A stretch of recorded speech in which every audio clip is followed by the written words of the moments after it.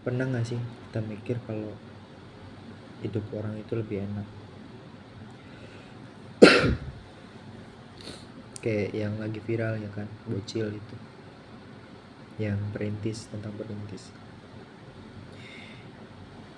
Di sini dijelasin kalau ya kenapa sih kita nggak boleh ngejudge gitu seseorang ngelakuin hal yang di luar kebiasaan dia gitu. Contoh kayak yang teman-teman lihat aja sekarang video gitu,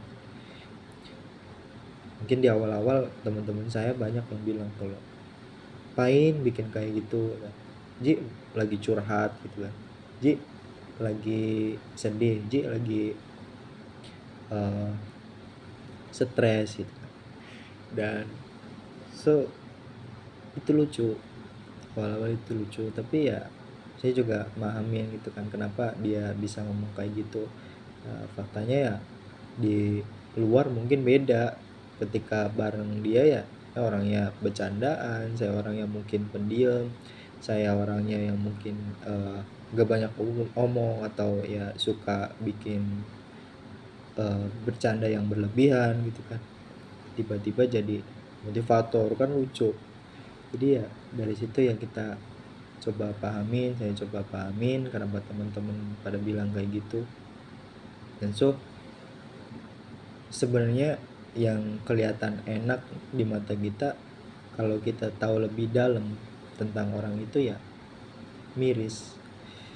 Jadi banyak teman-teman saya yang kelihatan bahagia gitu kan, kelihatan sering bercanda, ternyata masa lalunya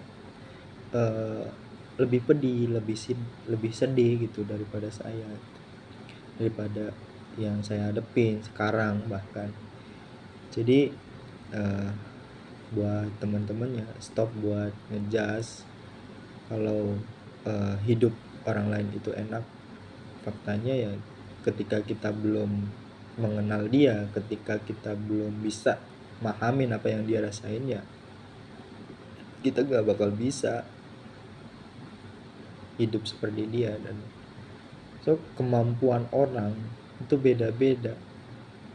Jadi Tuhan tahu kapasitas setiap orang, Tuhan tahu masalah apa yang bikin orang itu ya lebih dekat sama dia, sama Tuhan gitu. Ya, contoh kayak tipikal orang yang pemikir, dia dikasih masalah perasaan sama seseorang, tipikal orang yang boros, dia dikasih masalah sama pengelolaan keuangannya, tipikal orang yang seneng bermain, dia dikasih masalah sama kecanduannya gitu kan. Jadi setiap orang punya masalah, pada intinya semua orang di dunia ini punya masalah dengan masing-masing yang menurut mereka itu adalah masalah yang gak bisa dihadapin sama orang lain, dan cuma dia doang yang bisa ngerasain. Faktanya kalau kita lebih banyak sharing, kita lebih banyak dengerin cerita-cerita orang, banyak yang lebih pedih daripada kita. Dan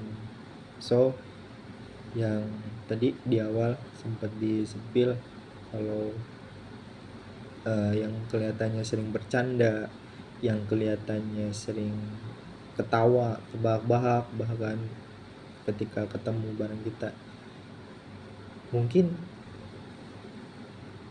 faktanya di belakang beda. Ketika dia sendirian di kontrakan, di kosan, di kamar gitu kan, dia jadi orang pemurung, dia jadi orang yang nyalain diri sendiri, dia jadi orang yang frustasi, dan itu fakta.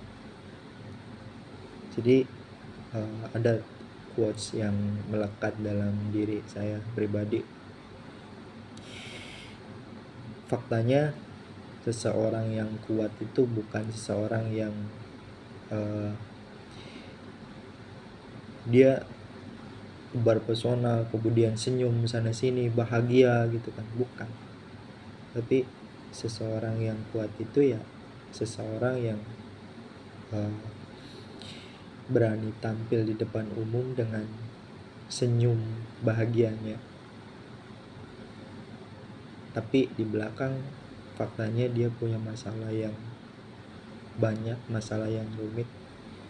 Dan itu jadi intinya, seseorang yang kuat adalah seseorang yang berani buat milih kalau dia itu ya lebih sering nyembunyiin kesedihannya. Dan itu sih sebenarnya orang yang kuat.